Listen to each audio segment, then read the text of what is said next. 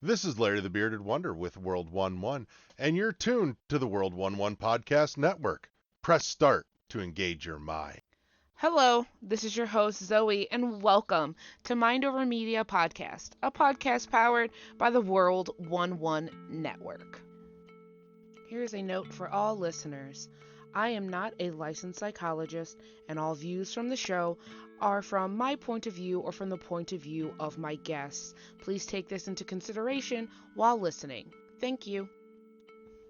For today's session of Mind Over Media, we will discuss the video game Shredded Secrets and its connection to teen mental health. So let's all take a deep breath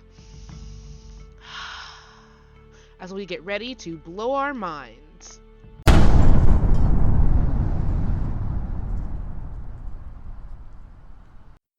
Spoilers.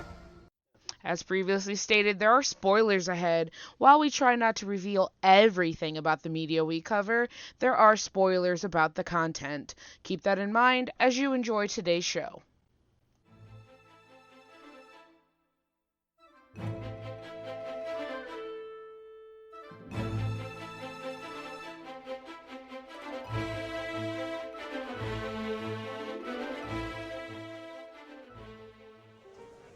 Welcome to Mind Over Media. I am Zoe, your host, and today we are talking about teen mental health. I feel like this is something that is not talked about often enough.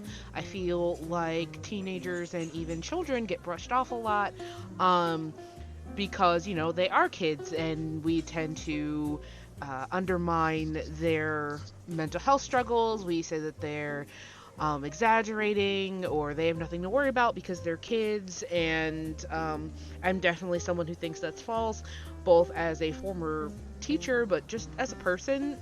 Children are people and they have feelings and things that they go through. So we're talking about the game Shredded Secrets. It was released in on December 7th, 2020, which is kind of interesting that I just now heard about it. And I believe this was released on Steam because it just recently, like within the last month, got released onto the Switch. Now, how that ended up happening, they were at Girls Make Games event at a summer camp, and they won the grand prize for their demo day competition. And from that competition, they started a Kickstarter to get their game actually out there on a system, and they got $30,000 on their Kickstarter. The game itself was made by Team Sarcastic Shark Clouds, which is a group of middle school girls. And I think that that is fantastic, which is why they were at the Girls Make Games summer camp, because Girls Make Games gears toward getting girls into the gaming industry, both engineering and developing and things like that. So congrats to these middle school girls going out there and pursuing their dream. Now, about the game a little bit, the game takes place inside of a middle school, and you get to experience the inside of 4 different people's lives within this middle school. You've got 3 students and 1 teacher, and I know that I said that we're talking about teen mental health, so we'll be focusing on the 3 kids, and briefly touching on the teacher. So one of the children is getting bullied. They're the nerd, they're the smart kid, and there is a bully named Oakley who, is bullying them, and she goes through not wanting to show up to school, not wanting to interact, and just feeling like no matter where she goes, this bully is going to be there. And that can have a huge impact on someone's mental health. You have to think about how long a child is at school. They're there probably more than they are at home, and you're getting chastised every day, all day by somebody. Who would want to go into that environment? So, this could lead to depression. Some teenagers end up taking their own lives because of things like this, because of the emotional strain. There's that huge thing with bullying that, you should just toughen up and deal with it. And I don't think that that's how it should be handled. It needs to be taken seriously, and these children need to be given help. Ultimately, she handles her issue by going and talking to the principal, and things are handled with Oakley. And then the second story is actually Oakley, and we get into why he's a bully in the first place. And everywhere that I have looked when I was studying while I was teaching says that bullies usually aren't bullies just because they want to hurt people. Usually they're hurting in some way, or they're bullying out of some sort of reaction to something else that's happening. Could be their home life, it could be, they're powerless at school and they're doing poorly, so they need to take power somewhere. There are a lot of different reasons why someone might bully somebody else. It does not make an excuse for the bullying, but there is a reason behind the bullying. And in this bully's case, he is gay and doesn't know how to accept that within himself. And it stemmed from an incident that happened where someone made fun of him for being a sissy and being weak. And he thought being gay is not what a man should be. And so because he didn't like who he was as a person, he was attacking other people. And one of the things that made it big for him was that he liked his best friend, and he didn't know how that would go. So let's talk about that for a second. Imagine hating yourself and, being gay, and your sexuality, I feel like, is a huge part of who you are, whether you're explicit about it or not. Your sexuality does play a large part of who a person is. And imagine hating yourself for that. It's like hating yourself because, you have curly hair or something like that. It's not something that you control. It's who you are. So when you hate yourself like that, you might lash out. And that in and of itself, he just needed help. He needed to be able to explain that feeling. But like I said before, often teens don't get to explain that feeling.